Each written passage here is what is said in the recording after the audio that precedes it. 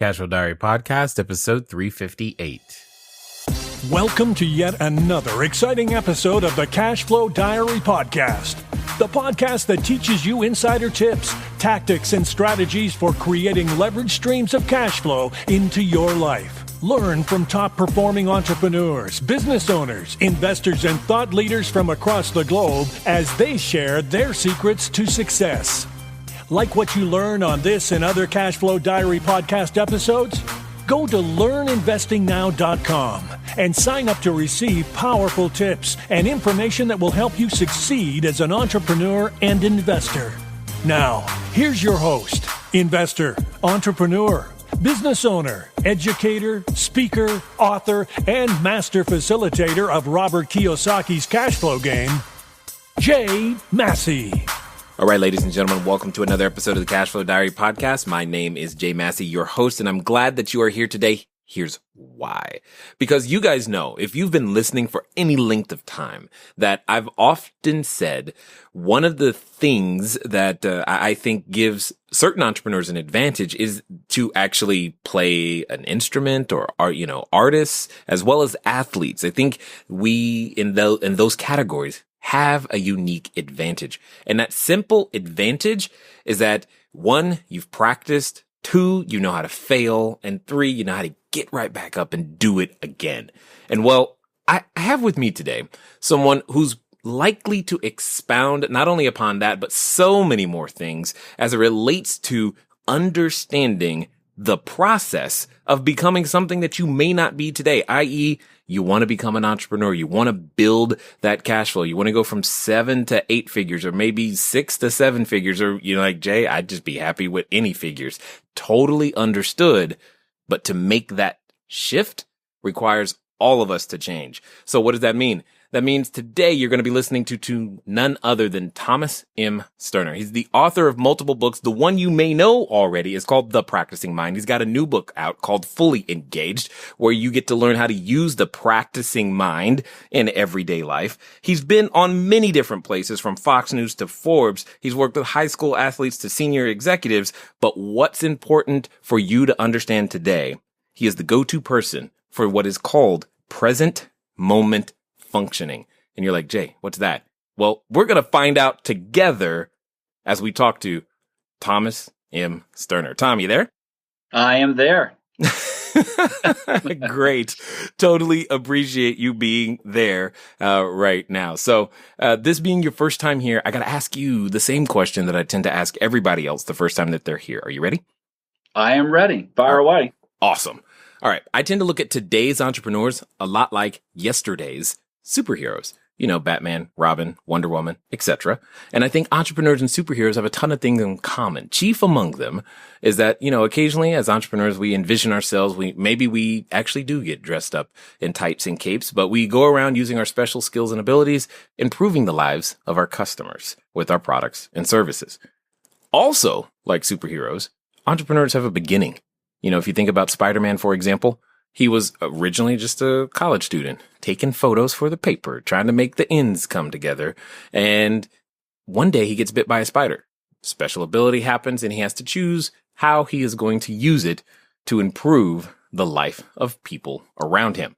Now, my question to you, sir, is, before everything that you're known for, be it The Practicing Mind, The Fully Engaged, your new book, which, is doing well and all of those great things, before being on television, before all the work that you have done, my question is who is Thomas M. Sterner? Well, let me see if I can put that in a nutshell. I've always been a very contemplative person. I play several musical instruments, so I have that in my background. I've always enjoyed singular type activities, meaning in high school and part of college, I was a gymnast. I have a pilot's license. I am very much interested in golf, particularly from the mental end. But one of the things that I like about golf is that everything is up to you. I mean, you practice, you deal with all the stresses on the course. It's not a team sport, although we do have the Ryder Cup. But I mean, in general, it's considered an individual sport. I like things where I'm in control of how far I go, which is why I was always self-employed. When I was a teenager, I worked for some people and I didn't feel like I was appreciated. And I felt like no matter how hard I worked, I never seemed to get ahead. And I thought, if I'm going to put this kind of effort into something, I want it to be directly related to the rewards of it. So at 19, I started my first business, even when I was in college. And so I've always worked by myself. And besides that, the jobs that I've had have all been very singular, meaning I was a piano technician, a concert piano technician, a concert piano rebuilder for over 25 years. And my day was spent pretty much in solitude. And they were long days because I was fortunately very successful at it. So I spent 10, 12, 14-hour days by myself, alone with my thoughts and whatever process that I had to work at. So but I always enjoyed that. So that's really, I'm someone who enjoys working by myself, figuring things out. And that's why I have had the time to both research what we'll talk about today, but also to contemplate it in myself. Got it. Okay.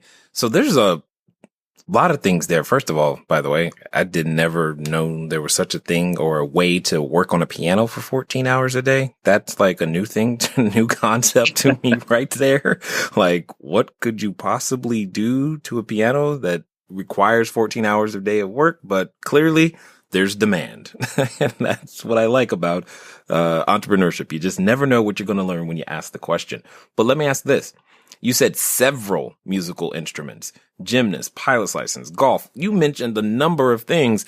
Someone listening might go, wow, is this guy like 90? How on earth does he have time to get good at and do these and explore all of these things? That's something that's been said to me over and over again. People, I routinely get asked, is there anything you don't do? I mean, I sew, I've done I've sailed, I've had sailboats. I guess I just love to learn. And because I enjoy the process of accomplishing any goal, it's never for me, taking on a goal, I always know I'm going to accomplish it, and I always know I'm going to enjoy the process of accomplishing it. So I take on whatever comes by me that I think is going to be interesting, and I just integrate it into my life. Interesting. So now I have to ask the question, because you said two things very definitively, two things that a lot of people question. One, you said, I know I'm going to accomplish it. And then you said, I know I'm going to enjoy the process. Most people I know wonder, am I ever going to get there? And a lot of people I don't like the process of the things that we go through as we change and transform ourselves. So you help me understand, where did that certainty come from for those things? Well, the certainty, Jay, came from actually accomplishing this stuff. But I think what you have to really understand is that one of the things that we're trained to do in our culture is to become very attached to the moment we accomplish our goal. And what that does is it steals our motivation for being absorbed in the process of achieving the goal. Because we have this sense. Hold on. That was heavier than my brain was ready to receive. So we say that again, maybe a little bit slower so I can understand the nuance you're making there. We're attached to the moment?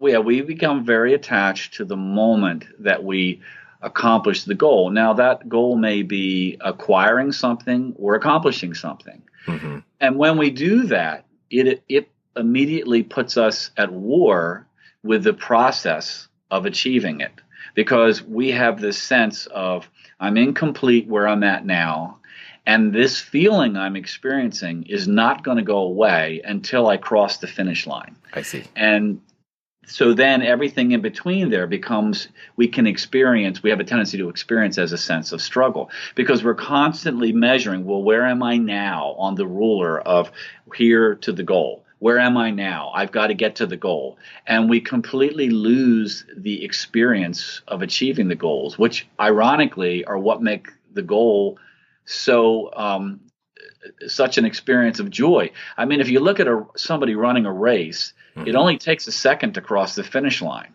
What makes the race of value? What makes it feel of value when you cross the finish line? It's everything that it took to cross the finish line. It's all the training that went in, the discipline that it took, the times you ran laps around the track. And then in the race, it's disciplining your mind to push a little harder. All these things, that's what makes the moment you cross the finish line of value and makes it the experience what it is. If I just drew a line 2 feet in front of you and said, there's the finish line, go cross it, it would mean nothing. It's the experience that we go through to actually have that moment. And in business and in so many areas of our life, we don't engage ourselves in that because all of the marketing media is constantly telling us, until you have this car, until you're doing this, life is passing you by. And so for me, I think the difference is when I choose a goal, it's very exciting because I know I'm going to go through this period of accomplishing it, and I'm looking forward to that. Interesting. If I could, restate that, basically what I hear you saying, or at least what I think I hear, you can confirm, is you're saying that any of us who have been practicing or living that way, we're shortchanging ourselves from the entire experience. You're saying the best part actually comes before crossing the finish line almost. Absolutely. And the finish line means nothing without the race. So I think that, but again, that whole mindset is fostered in us from the time we're children. I mean, I have done talks at colleges where it's to try to teach the kids to enjoy the process of educating themselves instead of just get the grade, but aren't we taught that from a very early age? It's the grade. I mean, we get these things where people say, just do your best, but that doesn't mean anything because if you get a D, they don't want to hear you did your best. They know you didn't do your best, because you wouldn't have gotten a D if you did your best. So that's what I mean. We're constantly this idea of the end result is what matters. And the process of achieving it is just something you have to go through. And when we break out of that and we begin to focus on this moment right now and absorb ourselves in this process, all of a sudden, all of that drops away.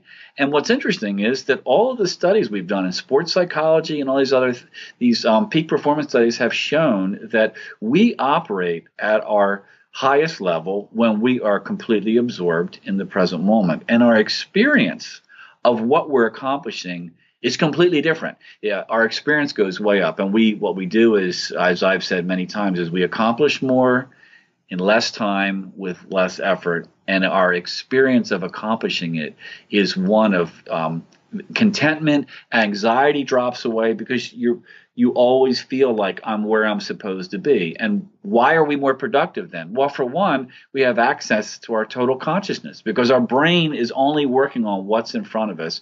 And so our thoughts thin out. All these things begin to happen. And it's so far removed from where we are in our culture, where we're overstimulated through digital media and the constant attachment to what's going to marketing and media and all those types of things. And so there's interestingly, someone pointed out an article that was in USA Today recently, and they've done these studies to finding that, and I've been saying this for a long time, that our ability to focus is dropping and getting shorter and shorter and shorter because we're not asking our brain to do that. We're asking our brain to do all these things simultaneously and not focus on one thing at a time. And the article stated that these studies have shown that our attention span has been dropping, and at this point it's below that of a goldfish for the average person in terms of how many seconds we can actually stay focused on one thing. And it's not very long. It's, I don't know, 8 or 9 seconds, something like that, which is pretty pathetic. And it's going to get worse unless we really start to pay attention to correcting this and taking our brains in a different direction. Did you say less than a goldfish? Less than a goldfish. Isn't that really sad? We're in trouble on this podcast already then. All right. So with that being the foundation, let me ask this question, because maybe this is what you're saying, because I'm thinking about, a number of people either in the Cashflow Diary community, a number of people who are listening right now, a number of people, because we make these decisions at times that say, hey, I'm going to go become this new thing. I want to start this business, but instantly or often a sense of overwhelm or can hit because there's this process and feeling of uncertainty, so to speak, which is usually not tied to anything that you said about enjoying the process. So how does one begin to associate, realign these associations such that when it's like, hey, I want this goal, and be able to go, all right, I get to go learn. How does that happen? How do we make that change? Well, the fundamental thing that has to happen is you have to change the way you think in order to change the way you experience. And you can't change the way you think if you're not aware of what you're thinking. And most people are not aware of what they're thinking. Their mind is producing thoughts all day based on what is stimulating them. And as that is happening, they're just completely absorbed in their thoughts. And they experience all the emotional content that goes with that particular thought. Our mind is a problem-solving machine, and it's very good at it. The problem is that if we don't give it something to work on, it will go looking for something. They talk about this in sports psychology. They call it, going into search mode. And so what ends up happening is the mind gets bored very easily with the present moment, so it wants to run out. And I think part of that is stimulated by the fact that we have way too much on our plates. So the mind wants to go out. When you're working on like a report or something, your mind's saying, okay, well, you got that covered, so I'm going to go run out here and start trying to figure out what we're going to do with this and that and this and that. And so there's all of this internal dialogue that's going on and all this calculating that's going on, and you have very little access to what is actually your actual computational ability. But getting back to your point is that the starting point is we have to become aware that we are not our thoughts, that we are the one that experiences our thought, and that once we begin to become aware of that, we can begin to decide what thoughts our mind is going to produce. And when you do that, then you can make decisions on what you're talking about there. For example, we tend to, when we feel like we're struggling, okay, I want to be an entrepreneur, and then we step into it and we're like, oh my gosh, I feel this is overwhelming. When you have that feeling, and that's just a feeling, we can label it struggling, but it's just an experience of a feeling. It's an indicator to you that you are up against a personal threshold. And that means that you are busting through a personal threshold. You're right up against there. The things that you already know how to do, the situations that you're very good at dealing with, you don't notice because you're a master at them. It's when you get up against a situation that makes you feel like you're struggling, that's when you know, oh, this is my opportunity to push forward. And you're not supposed to know everything that you have to do in order to master that situation the first time through. You're in a place where you're gathering data. And if you can just begin to see the situation that way, it completely changes your experience of that moment and also your ability to perform in that moment, because you don't have all this background noise of anxiety and judging and overthinking going on, because you look at the situation very objectively as it is, and then you begin to control your thought, and you can learn to enjoy that situation, because you can say, this is my opportunity. I'm up against the threshold here. I'm up against a personal, here's my chance to have a personal best, as they say in track, just try to get a personal best.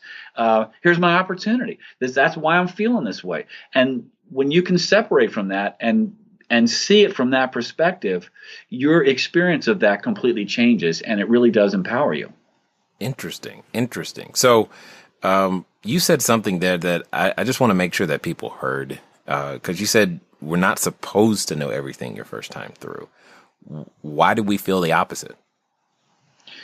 I think we're just misled to feel it because, again, it's because we're taught that until we're not taught mastery in our culture. If you look at just what the way that commercials are what are played in front of our eyes all the time, it shows the guy driving the $50,000 sedan. It never shows him working his way up to buying the $50,000 sedan.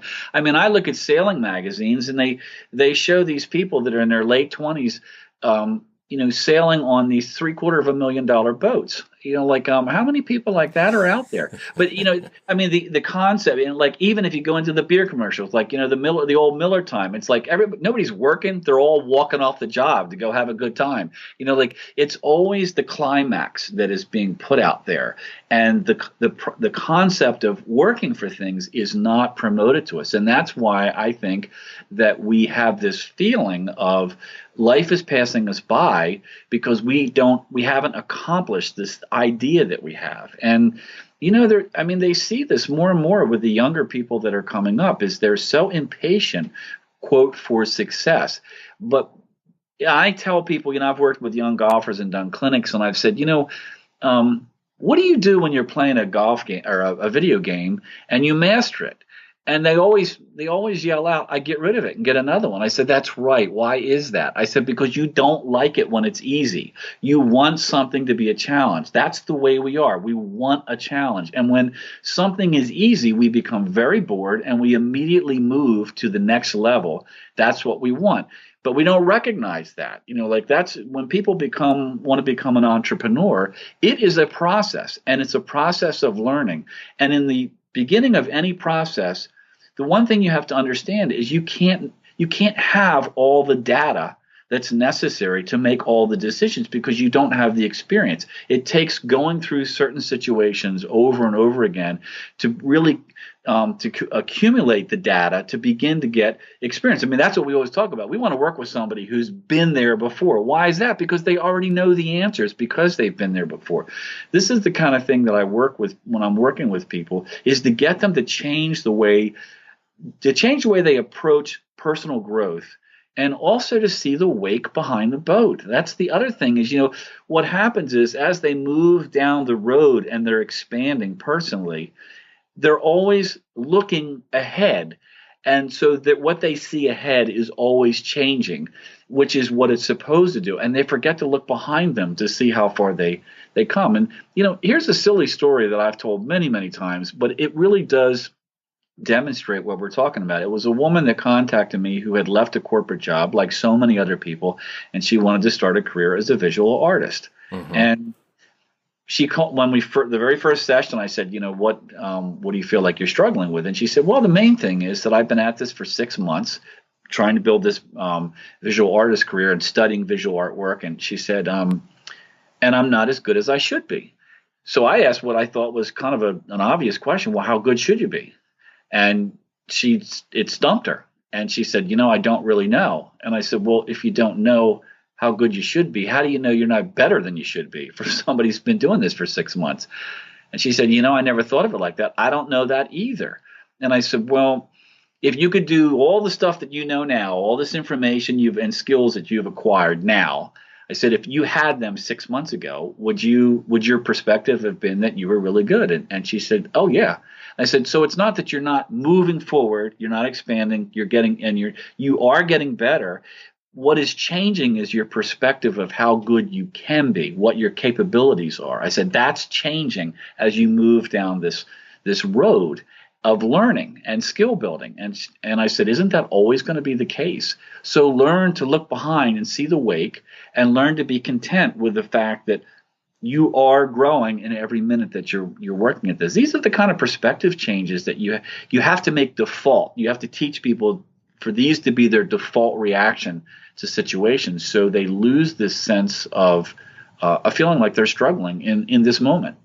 Interesting. So then that would also apply to the concept of what you said earlier, that I'm feeling these things because I'm up against a personal threshold. So for example, I know for myself, I was actually just having this conversation with a group of friends last night, that one of the things that always has consistently been a challenge for me is the concept of planning an organization. My default is, okay, let's get it done and just start, before I step back and plan any strategy, etc. Fortunately, I can surround myself with people who do that, but I still think there's a level of that I need to grow to myself. With that being said, I've purchased more planning systems than I care to admit, and have tried to become that more and more and more, but it seems to be this personal threshold.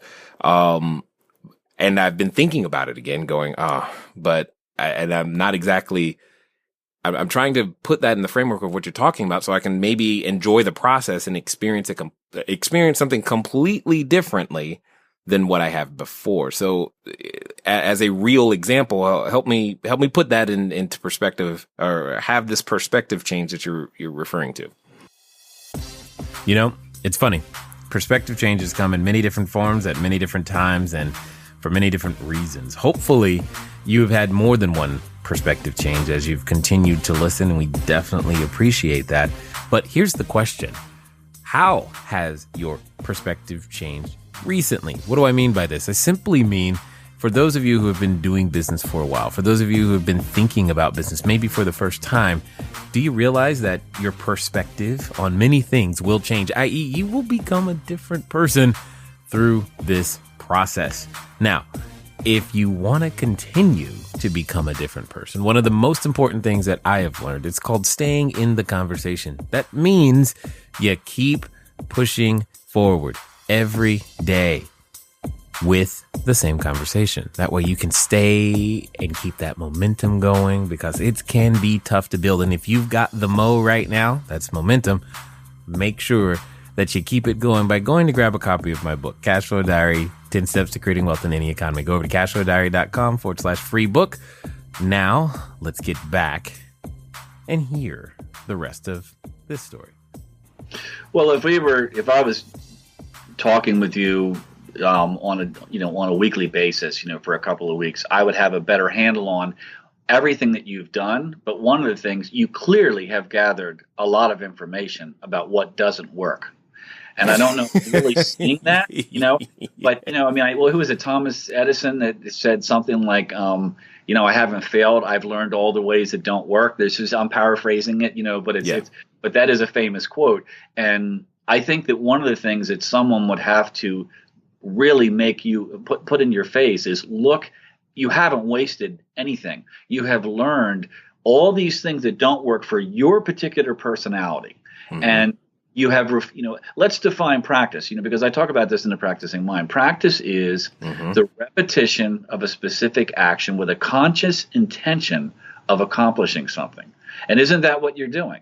You are repeating different types of organizational procedures with conscious intention of finding the one that works for you.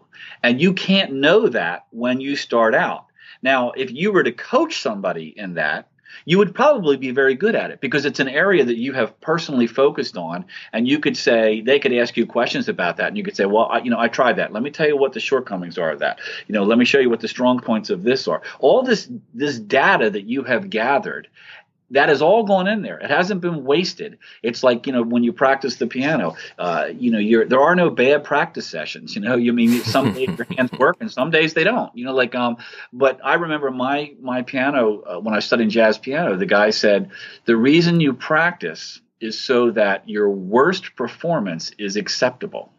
So, wow. That's really what you're doing is you just keep gathering this data and you're finding out. You'll probably come up with a hybrid system that is really parts of different systems that works best for you. But you can't know that when you start out. There's just no way for you to know that. So that's normal. That's the thing. That's absolutely normal. But see, you started out with an expectation of, well, I'll do this, and because I'll do that, it'll all work. And then that didn't work. And you go, well, you get frustrated and you go, well, that didn't work. So let me try this one over here. One of the chapters in Fully Engaged is setting goals with accurate data. Because when you don't have accurate data, you begin to judge your progress. And most of the time, very unfairly. Interesting. Okay. So there's this word that we've used a couple of times, practice. And I find it interesting, like physicians, they call their work a practice. Musicians, they go to practice. Athletes practice. Artists, practice. There's lots of the concept of practice. Yet, when I go to become an entrepreneur, and a lot of the people that we work with, they're literally wrapped around the concept of, I've got to get it right and can't fail there's no room for practice. And I'm trying to understand here, where does that thought process come from? And more importantly, what could an entrepreneur gain by developing the concept of I'm practicing, like this is my practice business, so to speak? Well, the examples you gave are interesting because, practice is both a verb and a noun. I mean, a lawyer has a practice, but he practices law. Right. A doctor has a practice, but he practices medicine. I think that what happens is when people, again, in our culture, it's hammered over and over again that the goal, and we have these goals, which I think are really kind of interesting. And like somebody says, all right, I want to be an entrepreneur. And they usually they're leaving a corporate job, they're discontented, and now they've got this idea for this thing that they want to do. And so they've started from a place of discontentment because they've left a position. And then they start this new business. And now they're needing, in some way, they're needing for something to happen positive in a fairly short period of time. And so they become attached to this specific goal. So I'll give you two examples I think that are good with that. One is if you say, and this is one I've used because it's easy for anybody to understand. If you say, I want to lose 30 pounds, that should take me 10 days. That's a goal with that inaccurate data. What? Now, we all know that isn't going to happen. Right. But in an entrepreneurial state, we make goals that are just that ridiculous, but we just don't know it because we don't have enough information. So what ends up happening is even if you're doing everything absolutely correct and you're moving at an accelerated rate, 7 days into this 10-day weight loss program, you might be 8 or 9 pounds down. And you're going to be, your perception and your interpretation of that is going to be, I'm not very good at this, I'm a failure. Your confidence is going to go down, all because you're measuring your rate of accomplishment based on inaccurate data. And that's the first thing I think entrepreneurs really need to understand. And they need to understand, as we said earlier, initially, you may not be able to have all the information. There are certain things that are going to have to happen, certain opportunities that are going to have to come up. You're going to have to think through them, and you're going to have to find what works and what doesn't work. And there's no shortcut to it. You can help it by hiring people that are highly skilled in specific areas to try to help you with that. But here's another example. In the Practicing Mind, I told a story about how in the 1970s, I was into target archery at one point, and there was a story in one of the magazines about the Olympic archery coach who, now this is back then, it's not a problem now, but back then the Americans were just not competitive against the Asians. And the reason was because the Asians were very present moment, process oriented, because that was the difference between the American culture and their culture. The American culture was obsessed with getting bullseyes. So it was almost like you get 3 shots in these archery competitions. So for the Americans, it was almost like the reason you put the arrow in the bow and you drew the bow was a nuisance you had to go through to let it go to see if you got a bullseye. Whereas the Asians were focused on the process of drawing the bow, and they were completely absorbed in that, and they would let the arrow go, and the target would just get in the way. And the Americans would, they'd shoot this arrow, and as soon as the arrow missed the mark, they would begin judging this process. And it was like they were in a hurry to shoot the next arrow because they wanted to see if they could make up the mistake they had on the first shot. Whereas the Asians just kept thwack, thwack, thwack, 3 in the bullseye. And the American coach, was saying it was so frustrating because he couldn't get these archers to let go of getting the bullseye and be more focused on this process of drawing the bow, which would create the bullseye. They're very different perspectives. And that's another thing that holds us back in our culture. And now, virtually, this is everywhere in sports. Whether it's in golf, everybody is involved in focusing on the process. You hear them talking about it all the time, whether you're watching an NBA game, a football interview, golf, everybody's focusing on that because they realize that it's what works. You can say, well, yeah, but I don't want to do that. Well, then don't do it. But this is what works. We know what works. You can choose not to do it, but this is what works. And so I think that those are things that we need to, that people need to work at. Would that be, in essence, the definition of present moment functioning? Yes, that's a very good definition. You know, when you are completely absorbed in the process of what you're doing right now, what is in front of you right now, you're not attached to the future. You have to have the goal, because the goal is what steers you. If the archer doesn't have a target, they're just shooting the arrow in the air. I mean, they have to have the bullseye because they want to know where to aim. But when they become fixated on the bullseye, then they're not noticing what they're doing now to get the arrow in the bullseye. And what happens is they create more work and anxiety and all these things that have absolutely nothing to do with getting the arrow in the bullseye. They just make the experience of shooting the arrow miserable. Okay. All right. So having practiced many different things myself, from a free throw shot to handwriting to my own music creation to business to all kinds of different things, one thing I do know for certain is that occasionally, yes, we get discouraged. I get discouraged from the things, not seeing these results like you're talking about. And that can cause one to disengage from that particular, activity or saying, you know what, maybe that goal just ain't worth it no more. Your new book is called Fully Engaged. I'm assuming it has something to do with hopefully getting some of that back, or how do you maintain that engagement level when we'll say the euphoria is gone? Well, this is just a side story that's in some ways humorous, but I had somebody contact me because they wanted me to coach them. But when we got together, we actually met at a coffee shop because they were local. And what she told me was that she had broken up with this guy, and that she was, she didn't feel like, it was taking her too long to get over him, I guess. And I said, so you've read the book? And she said, what book is that? I said, well, you look it up in this book. And then when you look up in the book, it says, when you've been going out with someone for X amount of days, when you break up with them, it takes this many days, this many hours, this many minutes, this many seconds, and then you'll be over them.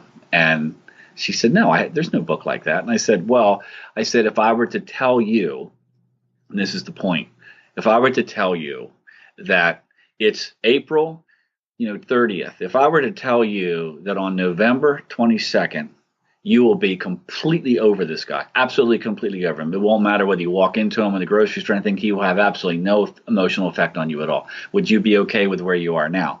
And she said, oh, absolutely.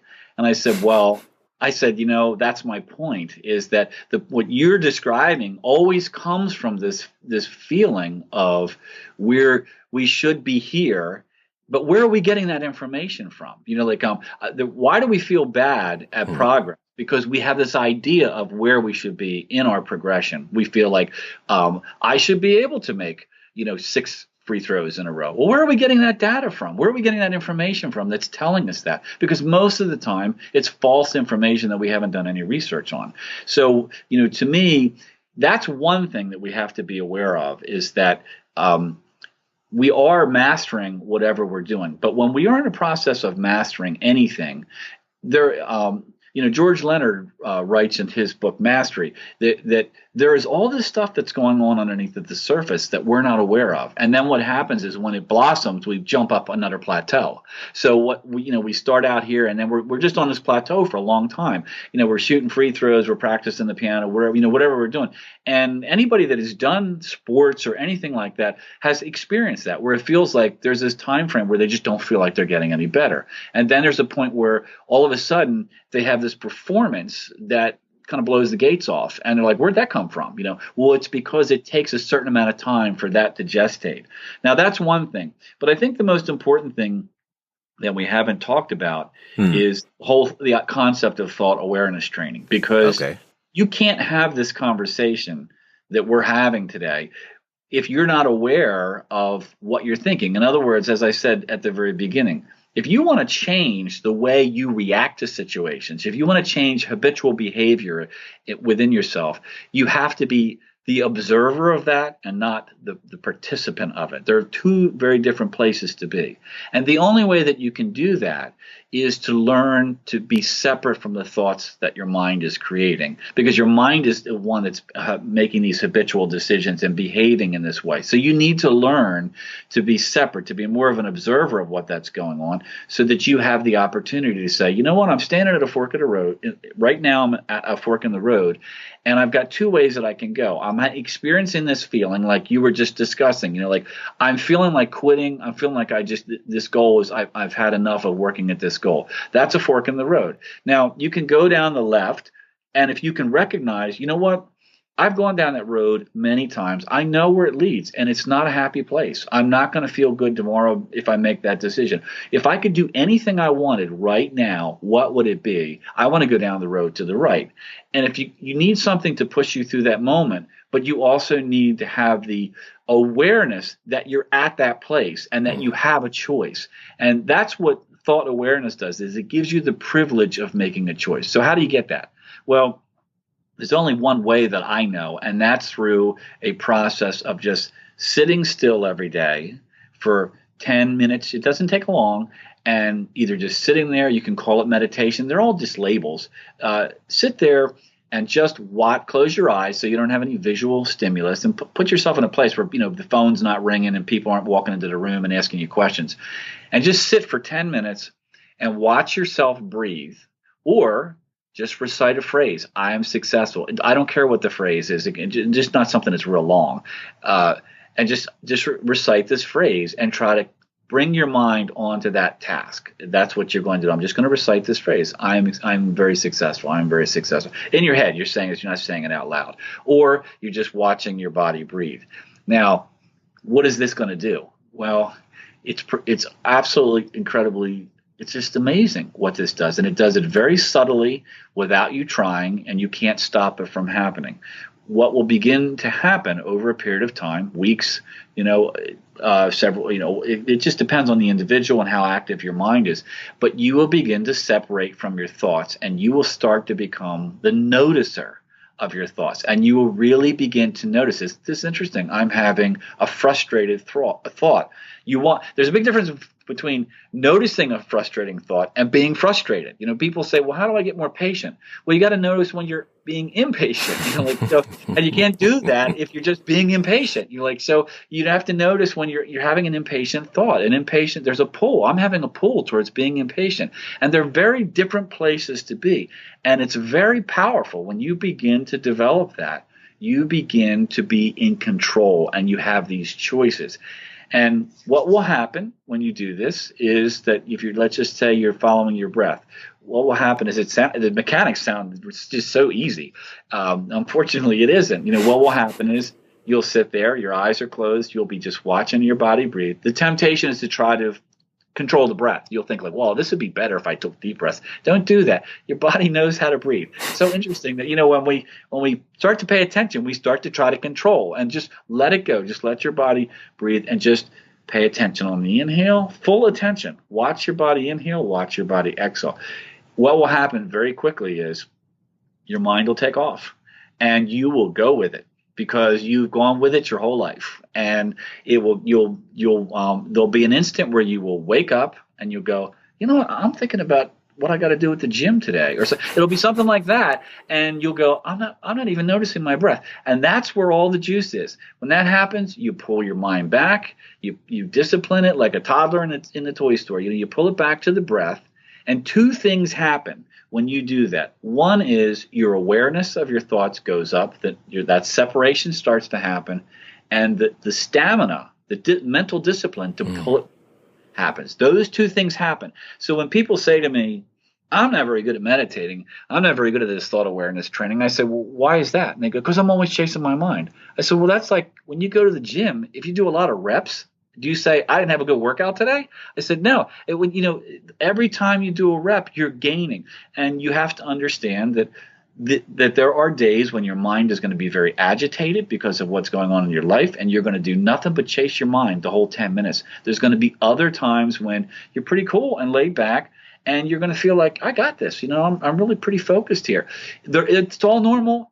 you're gaining every time you do it. But that really is what begins the process of separating from your thoughts and having the strength to direct them. So when you have these anxious thoughts or these feelings like I should be farther along, it'll be like you're watching somebody else say that. You won't be saying that. You'll be watching your ego, your mind, whatever you want to describe it, say this isn't where I should be. And you'll be watching it and you have this choice of, isn't that interesting? That has nothing to do with where I want to go and what I want to accomplish. So you're out of here. And it's that really is, you have to start there. And it's one of the things that it increases our attention span immensely because it teaches us to be in control of what our mind is doing.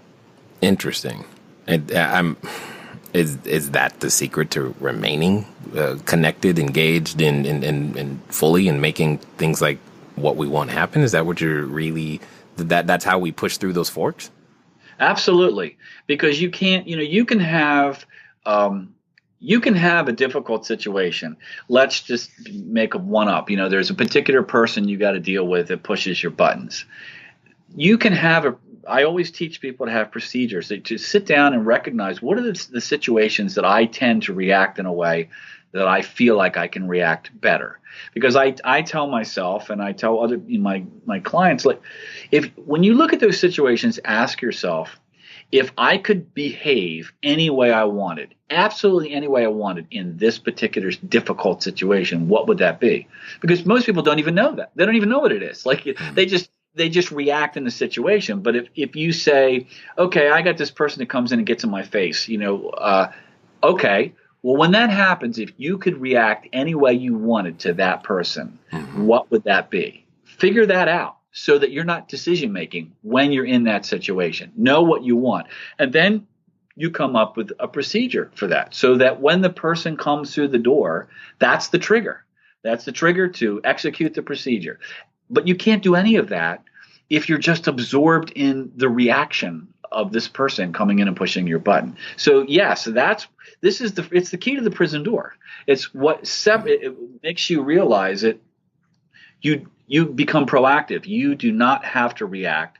You are not your emotions. You can choose to have certain emotions. You don't want to shut off emotions of joy and fun and all that sort of stuff. And sometimes a little bit of anger, if it pumps you up in a situation that, like you see it in sports, I'm gonna run this last 100 yards. I'm gonna dig down deep, and you kind of get there's a little bit of anger there, that says I'm gonna do this. It's just you want to be in control of it and fully aware of what is going on.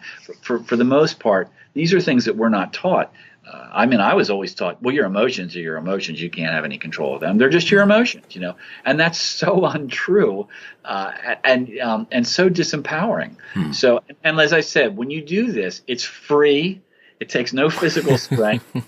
Anyone can do it, and you can't stop the unfolding and the power that it will give you. It's just a natural result of doing it. And the only thing you have to learn is don't judge your practice. That's what people get into. Like they do it like they do everything else. Like, I want to have a still mind. My mind isn't still. I'm not very good at this. No, nobody, the yogis in the Himalayas don't have constantly still minds. That's why they work at this stuff, but they accept it. It's just the nature of the mind. So what you're doing is building awareness of what the mind is doing, and that gives you the opportunity to make a choice of this thought that is starting, this thought that is beginning now is taking me down a road that I know is not where I want to go. I'm not going to accomplish my goal. So you were talking about shooting free throws earlier. Yes. I've used the analogy of a free throw, a guy shooting free throws. He sets up, he shoots the free throw. Now that it's unfolding, it's short, it's long, it's left, it's right, or it goes through the hoop. He watches that. The ball comes down, he gets a second shot. Now, if he misses the shot and he slams the ball down, and we really needed, this was a 2-shot free throw, we really needed that. All that discussion, all that thought, all those thoughts that are being manufactured, they not only have nothing to do with putting the ball through the hoop the next time, they actually diminish his performance, and they make his experience of shooting the foul shots terrible. And that's what I'm saying is, That doesn't work. We know that doesn't work. I don't know how to make it any more clear. We know it doesn't work. So what we're talking about here is let's use what works. We've done all these university studies and everything, and this stuff has been around, Jay, for thousands of years. We know this is how we get to our highest level. So let's embrace it and engage it so we can start using it in our life and so in our businesses and in our family life and all those things. Indeed, indeed. Here's what I have learned, that I think we have covered like 1/10 of 0.5%, if that, on this subject. Because the more you keep talking, I'm just like, man, there's a lot here. There's a lot here. So for those that are feeling like me, or those that want to find out more, what's going to be the best way for them to track you down, find out more what you're up to, maybe even get a copy of the book and begin their practice of these things, so that they can get better? Well, they can get a hold of me. They can go to tomsterner.com. It's just TOMSTERNER.com. They can email me at tom@tomsterner.com. And if they go on that site, it's a pretty simple site that goes out into, there is a site called thepracticingmind.com that was started about like 5 years ago that is basically about that book. I also founded the Practicing Mind Institute, which is just you can join for free. It's and there's articles on there and blogs that have been written about stuff that I've talked about.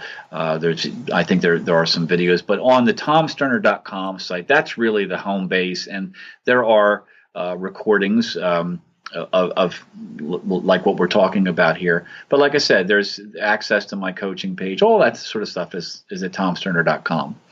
Awesome.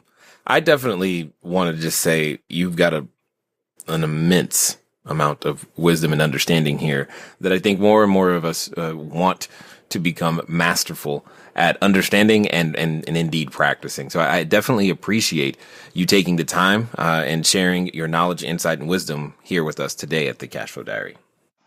Oh, it's been an honor. I have really enjoyed, this is a wonderful show, and I really appreciate you giving me the opportunity to be here. All right, ladies and gentlemen, you know what time it is. It's time for you to move at the speed of instruction. What does that mean? That means tomsterner.com. That means like I know, you've been doing a lot of the things that we should not be doing, and we need to be able to have these changes. What did he call them? Perspective changes. You like that. Go figure it out, because we can become better versions of all of ourselves, whether that's in your parenting, whether that's on the basketball court, or whether it's in business. The whole point is you've got something that you want to improve. And I think we're learning, just beginning to learn even, how we can make that happen. It's been fun talking to you guys today. I look forward to talking to you soon. Until next time.